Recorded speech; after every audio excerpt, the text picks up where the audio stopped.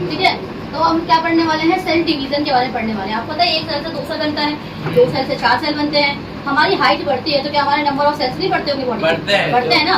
तो जो हमारे नॉर्मल सेल्स की जो ग्रोथ होती है जिसको हम जर्म सेल्स बोलते हैं, क्या बोलते हैं? नहीं, नॉन जर्म सेल्स कहते हैं जिसको, या सोमेटिक सेल्स बोलते हैं। क्या बोलते हैं? जैसे मानो कहीं चोट लगी, वहाँ के सेल्स हट गए, तो जो वापस वहाँ पे जो सेल्स आ रहे हैं वो क्या हो रहे होंगे? सेल डिवाइड होकर ही तो आ रहे होंगे, ऐसा अपने आप तो आ नहीं जाएंगे। अब मान लो स्पर्म का काउंट बढ़ता है और फीमेल केस में ओवा काउंट बढ़ता है, तो वो भी तो एक सेल ही है, वो भी क्या है? एक सेल। तो जब एक सेल से 2 सेल बनता है तो वो कुछ प्रोसेसेस के थ्रू बढ़ता है। बात समझ आ गई?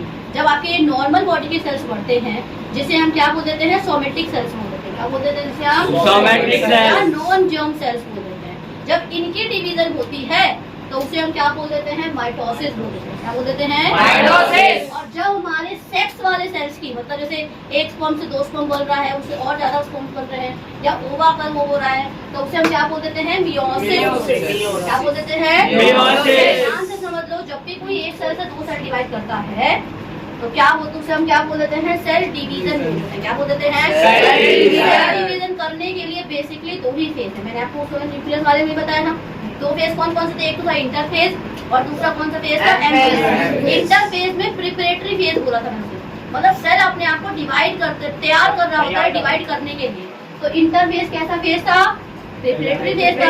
और एम फेज में आके चीजें क्या हो जा रही थी? डिवाइड। एक सेल से 2 सेल बन रहा है कि एक सेल से 4 सेल बन रहा है, डिपेंड करता है। इसमें ना जब डिवाइड होता है, जैसे मान लो मेरे हाथों के सेल डिवाइड कर रहे हैं, मेरे ब्रेन के सेल, नॉर्मल सेल्स हमारे डिवाइड कर रहे हैं, स्टमक के सेल्स डिवाइड कर रहे हैं ताकि ग्रोथ हो सके तरीके। आपका साइज बढ़ता है तो स्टमक भी बढ़ता है ना, मतलब उसके सेल क्या कर रहे होंगे? अपने आप के डिवाइड। तो इसमें ना एक सेल से 2 सेल बनता है। कितना बनता है? एक सेल से 2 सेल। मियोसिस वाले में एक सेल से 4 सेल बनता है।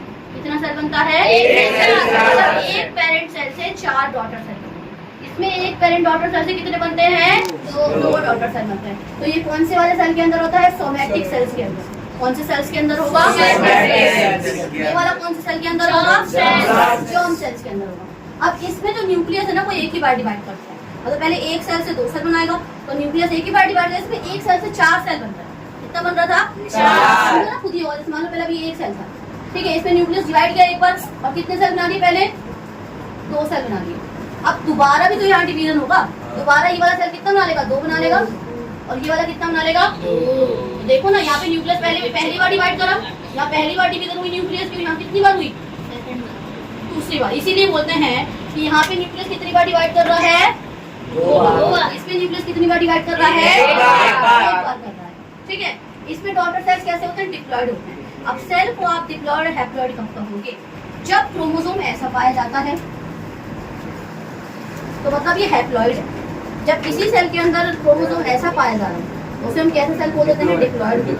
क्या बोल देते हैं? जब वो पेयर में होता है तो उसे हम बोल देते हैं डिप्लॉयड, और जब वो सिंगल होता है उसे हम क्या बोल देते हैं? हैप्लॉयड। तो इसके जो डॉटर सेल बनेंगे, जो बच्चे बनेंगे, वो कैसे बनेंगे? जो सेल बनेंगे उसके अंदर न्यूक्लियस कैसा रहेगा? डिप्लॉयड रहेगा। और इसमें कैसा रहेगा? अब इसमें जो नंबर ऑफ यहाँ पे सेल्स बढ़ते हैं, नॉर्मल सेल्स क्या करेंगे? बढ़ेंगे ना। तो यहाँ पे क्या बढ़ता है? यहाँ पे क्या प्रोड्यूस करता है? ये एग या स्पर्म। यहाँ पे नॉर्मल सेल्स बन रहे हैं, जैसे हाथों के सेल्स हो गए। अब ये वाले जो हाथों के सेल्स वो कर रहे हैं, डिवाइड कर रहे हैं, ये जेनेटिकली कैसे रहेंगे? सेम ही रहेंगे देखने में। क्या हाथों के सेल मान में यहाँ चोट लगी, वापस सेल आ जाता है, तो जब भी यहाँ से सेल चोट लगती है और सेल वापस आ जाता है तो वो देखने में कैसा रहता है? सेम ही रहता है ना। क्या उसमें आप डिस्टिंग्विश कर पाते हो? नहीं कर पाते। तो ये जेनेटिकली कैसे है? बिल्कुल सेम है। मतलब अगर ये वाला सेल मेरी ग्रोथ करा रहा था, हाथों की कवरिंग कर रहा था, तो वो जेनेटिकली भी क्या काम करेगा? हाथों की कवरिंग वाला ही काम कराएगा। लेकिन जो मियोसिस में जो सेल बनते हैं डॉटर सेल, वो जेनेटिकली सिमिलर नहीं होते पेरेंट सेल से। अब मान लो कोई स्पर्म है, मान लो उस स्पर्म से ना पेरेंट सेल से जो स्पर्म और डिवाइड किए थे, अब मान लो और स्पर्म बने, ठीक है। अब जो वो स्पर्म बने होंगे, डॉटर स्पर्म सेल्स बने होंगे, वो कैसे होंगे? पेरेंट वाले से जेनेटिकली सिमिलर नहीं होंगे, अलग होंगे। कुछ चीजें तो जाती हैं, कुछ चीजें बिल्कुल अलग होती है ना, कि हम एग्जैक्टली अपने पेरेंट्स की तरह दिखते हैं देखने में। बता दो अगर दिखते हो तो नहीं दिखते ना। एक्चुअल में हम किसकी वजह से बने? स्पर्म और ओवम की फ्यूजन से ही तो बने हैं। तो क्या हम एग्जैक्टली बिल्कुल पेरेंट्स की तरह देखने में लगते हैं? हाँ, बस थोड़े बहुत लगते हैं। तो हम जेनेटिकली पूरी तरह से मिलर है क्या पेरेंट के? नहीं। लेकिन बैक्टीरिया वगैरह कैसे होते हैं? पूरी तरह कैसे होते हैं? सेम होते हैं। मैं यहाँ सिर्फ नॉर्मल हाथों की सेल्स की बात कर रही हूँ। जो नॉर्मल के हाथों को सेल डिवाइड करते हैं तो वो देखने में कैसे लगते हैं? एकदम सेम लगते हैं। लेकिन स्पर्म जेनेटिकली सिमिलर या ओवम जेनेटिकली सिमिलर नहीं होते, याद रखना है। तो यहाँ समझो, यहाँ पे 2 डॉटर सेल बन रहे हैं, यहाँ कितने डॉटर सेल बन रहे हैं? 4। अब ये वाले हैं तो ये जेनेटिक वेरिएशन करेंगे, सीधी सी बात है। जेनेटिक वेरिएशन क्या होता है? जब भी मान लो कोई स्पर्म या ओवा बना तो वो आगे जाकर क्या करेगा? फ्यूज करेगा, एक नया बेबी बनाएगा। तो वो नया बेबी बना तो वो जेनेटिक वेरिएशन ही तो ला रहा है। पापा कैसे कुछ और तरीके के दिख रहे हैं, मम्मी की शक्ल किसी और तरीके के, बच्चा वो एकदम ही अलग हुआ है, तो ये जेनेटिक वेरिएशन नहीं है। मतलब जीन्स की वजह से, जो भी स्पर्म के अंदर जो जीन्स है उसकी वजह से, जीन्स भी किसी होता है क्रोमोसोम के ऊपर होता है क्रोमोसोम के ऊपर जीन्स। मैंने डीएनए के ऊपर जीन्स बताया था, डीएनए से क्या बना था अल्टीमेटली लास्ट में जाके?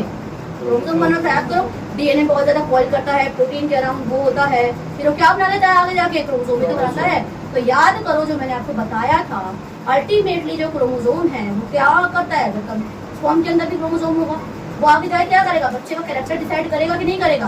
तो उसमें मुझे छोटे छोटे से लगे पड़े रहते हैं यहाँ पे, छोटे छोटे से, इसे हम क्या बोलते हैं? जीन्स बोलते हैं। क्या बोलते हैं? जीन्स। ये आगे जाके क्या करते हैं? कैरेक्टर डिसाइड करते हैं। हो सकते हैं आपको कलर की तरह आ जाए, बालों का कलर कैसा आ रहा है, बात समझे? तो ये जेनेटिक वेरिएशन में इन्वॉल्व होता है। ये हीलिंग और ग्रोथ कराता है। क्या करता है वो? आपको चोट लग गई, नए सेल्स आएंगे, आपको ठीक करेंगे। और ग्रोथ मतलब क्या? मेरी हाइट बढ़ रही है, आपकी हाइट बढ़ रही है, उसी ग्रोथ में कौन हेल्प करता है? माइटोसिस वाले सेल्स। और ये वाले सेल्स किसमें हेल्प करते हैं? Genetic variation. मान लो पेरेंट कुछ और तरीके से दिख रहे हैं, बच्चे किसी और तरीके के दिखेंगे, तो उसे हम क्या बोल देते हैं? जेनेटिक जीन्स में बदलाव आ गया। क्या आया है? वेरिएशन है। मतलब कोई भी चीज ना सिमिलर नहीं दे रहे। क्या मैं एग्जैक्ट अपनी मम्मी की तरह दिखती हूँ? बिल्कुल भी नहीं दिखती। क्या मैं एग्जैक्ट अपने पापा की तरह दिखूंगी? बिल्कुल भी नहीं ऐसा। और सब थोड़ा बहुत उनकी तरह दिखते हैं। कोई ऑर्गन या पार्ट हमारा उसकी, मतलब कोई पार्ट बॉडी का उसकी तरह हो सकता है, पर पूरे क्या हम उनकी तरह डिट्टो दिखते हैं? नहीं दिखते, है ना? अब यहाँ देखो, इसमें जो क्रोमोसोम नंबर है क्या हो जाता है? सेम रहता है। मान लो अगर पेरेंट सेल में 42 क्रोमोसोम है, तो जो 2 डॉटर सेल बनेंगे उसमें भी कितने क्रोमोसोम बनेंगे? 42। इसमें ना वो हाफ हो जाता है। मान लो अगर पेरेंट सेल में 42 है तो बच्चे में जो पेरेंट सेल बनेंगे इसमें कितने कितने बनेंगे? इसका हाफ बनेंगे। कितना हो जाएगा उसका? हाफ। तो 42 का आधा कर दो, 21 मालूम है, समझा रही। वैसे तो टोटल 46 क्रोमोसोम होता है, तो 23 हर उसमें चले जाएंगे।